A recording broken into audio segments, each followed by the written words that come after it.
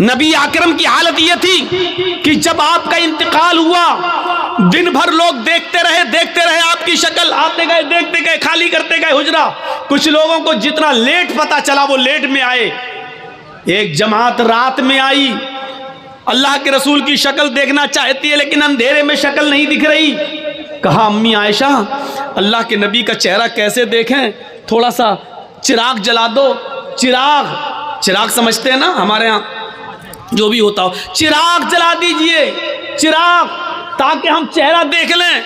हजरत आयशा रोने लगी और रोते हुए कहती है, क्यों मेरा मजाक उड़ाते हो?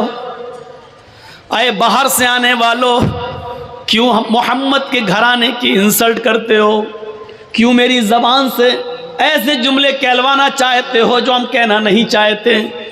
कहा अम्मा आयशा, हमने कौन सी इंसल्ट कर दी? हमने तो सिर्फ ये कहा कि चिराग जला दो, हमें नबी का चेहरा सही से देखना अंधेरे में दिख नहीं रहा है, क्या मैं आखिरी बार दीदार भी ना करूं?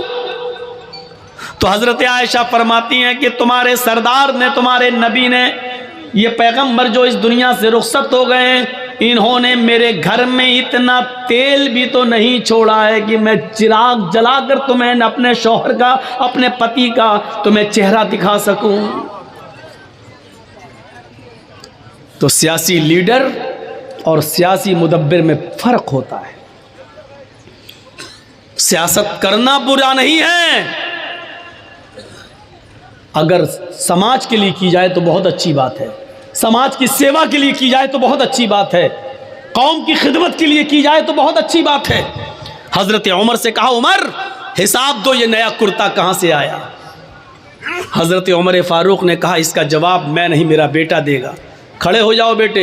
हजरत अब्दुल्ला इब्ने उमर खड़े हुए और कहने लगे कि बैतुल माल में जो चादरें आई थीं, आगे बढ़ने से पहले इतना बता दूं कि क़यामत के दिन सबसे ज़्यादा सख्त अज़ाब किनको होगा? इन्ना अशद्दन्नास अज़ाबन यौमल क़यामती अल मुसव्विरून। क़यामत के दिन सबसे ज़्यादा सख्त अज़ाब उनको होगा जो तस्वीरें बनाते हैं। हल्का अज़ाब नहीं, सबसे ज्यादा सख्त अजाब उनको होगा जो फोटो खींचते हैं, बिला जरूरत जो तस्वीरें लेते हैं, बिला जरूरत अपने मोबाइल में किसी की सेल्फी लेते हैं, उनको अजाब होगा। ये तो एक ज़रूरत है, चलो बन जाती है। जर्जी साहब औरंगाबाद में बोल रहे हैं, कल पूरी दुनिया सुन लेगी। इसका तो चलो इस्लामी का एक फ़ायदा है, पासपोर्ट बनाना है तो खींच लो, कोई बात नहीं। किसी को भेजना है, आधार कार्ड लगना, आपका फ़ोटो लगना है तो चलो सेल्फी ले लो। बिना किसी गर्ज व गायत के और मकसद के आप सेल्फी लेंगे? किसने इजाज़त दी आपको? क्या करेंगे आप? जर्जी साहब को अपने मोबाइल में कैद किया, कल भेजेंगे, देखो हमारे घर आए थे, हमारी दुकान पे आए थे, मैंने मुलाकात की। मैं अपनी मिसाल नहीं, आप सबकी मिसाल दे रहा हूँ, जिसकी भी खींचो, यही तो मकसद होता है। इन्ना अशद्दन्नास अज़ाबन यौमल क़यामह। अल्लाह के नबी फरमाते हैं क़यामत के दिन सबसे सख्त अज़ाब, सबसे सख्त अज़ाब, हल्का, सबसे हल्का अज़ाब तो ये होगा जिसने दुनिया में सबसे कम गुनाह किए होंगे, उनके पैरों के नीचे 2 आग की चिंगारी रख दी जाएंगी बस। इन्ना अहवन अहलिन नारी अज़ाबन यौमल क़यामति लरजुलुन युज़अउ फ़ी अख़मसि क़दमिही जमरतान। पैरों के तलवे ये होते ना, इनके नीचे आग की 2 चिंगारी रख दी जाएंगी बस, एक इस पैर के नीचे, एक इस पैर के नीचे। इन दोनों चिंगारियों की वजह से यग़ली मिनहुमा दिमागु, उसका दिमाग हांडी की तरह खोल रहा होगा, पतीली की तरह खोल रहा होगा, जैसे पानी खोलता है, हीटर पे रख दो, चूल्हे पर रख दो तो खोलता है। यरा अन्नहु अशद्दु अज़ाबन, वो समझ रहा होगा कि सबसे ज्यादा सख्त और हार्ड अजाब मुझे दिया जा रहा है, हालांकि उसको सबसे हल्का अजाब होगा। ये दुनिया में सबसे हल्का अजाब उसको होगा जिसके पैरों के तलवे के नीचे आग की 2 चिंगारियां रखी जाएंगी, इससे उसका दिमाग खोल रहा होगा और वो समझेगा कि हमें सबसे ज्यादा सख्त और हार्ड अजाब हो रहा है। तो जब सबसे हल्का अजाब का ये हाल है तो सबसे ज्यादा सख्त अजाब का हाल क्या होगा? और तस्वीर बनाने वालों को सबसे ज़्यादा सख्त अजाब होगा। अब देखता हूँ मेरी तकरीर ख़त्म होने के बाद कितने लोग मेरी सेल्फ़ी लेते हैं, और जो सेल्फ़ी लेता है इसका मतलब वो जलसा सुनने नहीं आया है, इसका मतलब उसको इस्लाम से मोहब्बत नहीं है, इसका मतलब यह है कि वो कुरान और हदीस पर अमल नहीं करना चाहता है, उसकी नीयत ख़राब है।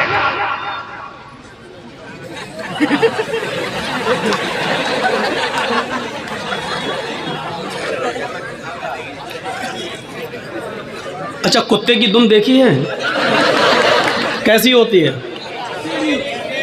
अगर उसको 100 साल के लिए किसी पाइप में रख दो और 100 साल के बाद निकालो तो सीधी हो जाएगी ना? नहीं होगी ना। अल्लाह के बंदो, इतना मत कहलवाओ कि मैं कुत्ते उत्ते पे आ जाऊं, उसकी दुम पे आ जाऊं। अब अगर कुछ भी हुआ तो बहुत ख़तरनाक मिसाल दूंगा, शायद फिर औरंगाबाद में बुलाना छोड़ दो। बेटी, अरे हमको बता देते साहब, हम क्या कर देते। हालांकि मुझे अपने हिसाब से सेटिंग करना आती है, हमने कर लिया और हमको जो पसंद है वो उसमें आप इंटरफियर कर रहे हैं। तो हज़रत उमर फारूक ने क्या कहा? हो गया बेटा तुम्हारा, अब आ गया हूँ, फिर मैं जहाँ से छोड़ा था वहीं पे फिर मैं आ गया हूँ। हज़रत उमर फारूक ने कहा इसका सफाई मेरा बेटा देगा। बेटे ने क्या सफाई दी? बेटे ने सफाई दी कि बहुत सी चादरें आई हुई थी बैतुल माल में, बहुत सी चादरें, और सबको एक एक चादर तकसीम होना थी, बंटना था। तो सबके दरमियान एक एक चादर बांटी गई। मेरे बाप के हिस्से में भी एक चादर आई, मेरे बाप के हिस्से में भी एक चादर आई। मेरे बाप ने उसी चादर का कुर्ता बना लिया, उसी चादर का पंजाबी बना लिया, कमीज बना ली। हजरत उमर ने कहा नौजवान, तुझे हिसाब मिल गया, जवाब मिल गया, क्या मैं अब खुतबा देना शुरू कर दूं? उस नौजवान ने कहा नहीं नहीं, अभी मैं सेटिस्फाई नहीं हुआ। ये लीजिए, उस नौजवान ने कहा कि अभी मैं सेटिस्फाई नहीं हुआ, अभी मैं मुतमईन नहीं हुआ, संतुष्ट नहीं हुआ। हजरत उमर ने कहा अब क्या डाउट है तुम्हें? उसने कहा अमीरुल मोमिनीन, एक एक चादर तो सबको मिली थी, मेरे हिस्से में भी तो एक चादर आई थी। एक चादर में मेरी कमीज नहीं बनी। तुम तो हमसे ज्यादा लंबे हो, हमसे ज्यादा चौड़े हो, हमसे ज्यादा मोटे हो, जब मेरी कमीज नहीं बनी तो आपकी कैसे बन गई? ये लो। हजरत उमर ने कहा बेटे इसका भी जवाब दो, वरना उमर कभी भी मिंबर रसूल पर कदम नहीं रखेगा। अगर आज तुम्हारे बाप के ऊपर इल्जाम लग गया तो कभी जिंदगी में मैं मोहम्मद के मिंबर पर चढ़ने के लायक नहीं रहूंगा। अपने आप को देखिए कैसे पाक और साफ रखते थे। यही सब बातें उस साइंटिस्ट ने पढ़ी थी तो कहा था कि इस्लाम से बेहतर कोई मजहब नहीं है। लेकिन जब हालात देखे कि अपने भाइयों की भी जमीन पर कब्जे करने वाले सबसे ज्यादा मुसलमान, गरीबों की जायदादों पर कब्जा करने वाले और यतीमों का माल भी खा जाने वाले सबसे ज्यादा मुसलमान, तब उसने कहा था कि दुनिया की बिगड़ी हुई कौमों में सबसे ज्यादा बिगड़ा हुआ मुसलमान। बेटे ने कहा आए नौजवान, सबको एक एक चादर मिली थी, मेरे हिस्से में भी एक चादर आई थी, मेरे बाप के हिस्से में भी एक चादर आई थी। जब एक चादर में मेरे बाप की कमीज नहीं बन रही थी तो मैंने अपने हिस्से की भी चादर अपने बाप को दे दी। मेरी और अपनी दोनों चादर मिलाकर मेरे बाप ने कमीज बना ली। वो नौजवान खड़ा होता और कहता अमीरुल मोमिनीन, अब मैं मुतमईन हो गया, अब मुझे सुकून मिल गया, अब मैं सेटिस्फाई हो गया, अब आप खुतबा दीजिए। तब हजरत उमर फारूक ने खुतबा देना शुरू किया। हिसाब जिंदा लेते हैं और हिसाब जिंदा देते हैं। मेरे भाइयों, मुर्दों से हिसाब न लिया जाता है न दिया जाता है। आपके पास किसी आदमी पर 5,000 10,000 रुपए, वो मर गया, अब आप उस मुर्दे से मांगने नहीं जाएंगे क्योंकि वो मर गया। उसके घर वालों के पास जाएंगे, उनको मर्जी होगी तो देंगे, वरना कहेंगे कि हमने थोड़ी लिए थे, मेरे बाप ने लिए थे, मेरे फला ने लिए थे, हमें तो नहीं मालूम, ना उन्होंने कभी बताया, ना डायरी पे लिखा है, ना हमें उसकी वसीयत कर गए, हम क्यों दें? मेरे भाइयों, हिसाब जिंदों से लिया जाता है। आप अपने बेटे का हिसाब लो, आप अपनी बेटियों का हिसाब लो, आप अपनी बीवी का हिसाब लो। आप अपने समाज में रहते हो, समाज का सरदार आपका हिसाब ले, आप सरदार का भी हिसाब ले सकते हैं। मेरे प्यारे साथियों, इस्लाम यही शिक्षा लेकर हमारे सामने आता है और यही बताता है। यही चीज तो है इस्लाम की सबसे बड़ी खुसूसियत। इस्लाम क्या है आपको बता दूं, इस्लाम मुकम्मल है। दुनिया का कोई धर्म मुकम्मल नहीं है। आइए थोड़ा सा तकाबुल कर लेते हैं, ज़रा दूसरे मज़हबों को भी सामने रखकर इस्लाम की सच्चाई की तरफ आते हैं। दुनिया में मुकम्मल अगर कोई धर्म है, मुकम्मल समझते ना, कंप्लीट, अगर कंप्लीट कोई रिलीजियस कोई मज़हब है तो क्या है? इस्लाम। दुनिया में सबसे ज़्यादा मुकम्मल कंप्लीट अगर कोई मज़हब है तो वो इस्लाम है। नबी अकरम से पहले कौन थे? हज़रत ईसा अलैहिस्सलाम, लेकिन ईसाइयत कंप्लीट नहीं है। हज़रत ईसा अलैहिस्सलाम के हालात 3 साल से ज़्यादा आपको नहीं मिलेंगे। पूरी बाइबल पढ़ जाइए, 3 साल से ज़्यादा ईसा अलैहिस्सलाम के हालात नहीं मिलेंगे।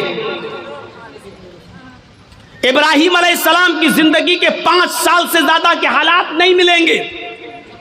मूसा अलैहिस्सलातु वस्सलाम की ज़िंदगी के 4 साल से ज़्यादा हालात आपको नहीं मिलेंगे।